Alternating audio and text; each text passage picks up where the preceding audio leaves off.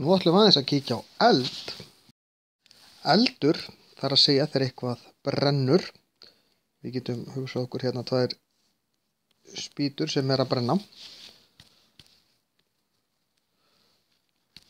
Eldurinn er efnahvarf, það er að segja það er einhver tvö efni að binda saman og mynda ný efni. Hérna áður fyrr, forn Egyptar til dæmis, þeir töldu eldin vera eitt af frumefnunum. Hin 4 frumefnin voru vatn, loft og jörð og svo eldur. En eldurinn er í raun ekki efni.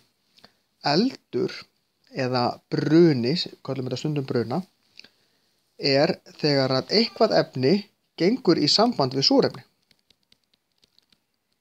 og myndar í flestum tilfellum að mestu leyti koltvíoxíð. Þegar eitthvað brennur, þá er það bara að ganga í samband við súrefni. Þannig að það sem við þurfum þegar eitthvað brennur er súrefni, eldsmatur og hiti. En eldurinn sjálfur býr til hitann sem að næra hann svo áfram. Það skiptir gríðarlega miklu máli þegar að maðurinn náði tökum á eldinum á sínum tíma því að eldur getur gert svo margt fyrir okkur.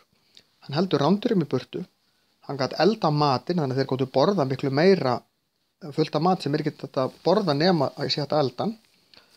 Og það drepur líka bakteríur og ýmislegt í matnum, þannig að gerir hann svona auðveldari viðfangs. Og svo veitir eldurinn okkur hita líka. Þannig að eldurinn er stórmerkilegt fyrirbæri og það skiptir heilmiklu máli hvernig maðurinn náði tökum á honum. Ef við viljum slökkva eld, þá eru nokkra leiðir. Ein leiðin er til dæmis að reyna að taka súrefni í burtu. Ef við erum með pott sem er eldur í, þá er þetta að setja bara lag yfir hann og þá slokknar hann, þetta er svona eldvarnar teppi.